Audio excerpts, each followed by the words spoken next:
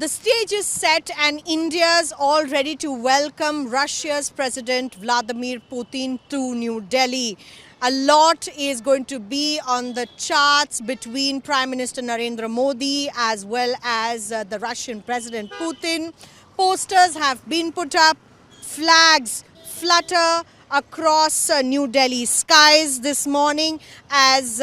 the Russian leader is expected to land at about 6:30 in the evening, after which it is likely that the dosti between the two leaders,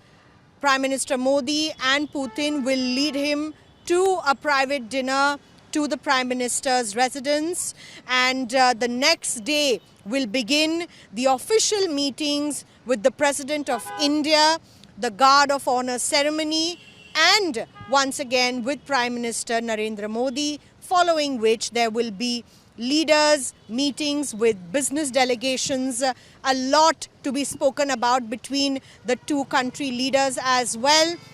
And being the strategic partners that they are, be it defense or pharmaceuticals, be it buying of Russian oil, and of course the kind of strength that India holds in the Russian friendship relations is going to be on display in New Delhi. And certainly this is a Russian president's visit after 4 years, considering that he could not make it to Delhi in 2023's G20 summit. And across the kind of pressures that India is currently facing from the West, this will be a very closely monitored and watched visit by the entire world stage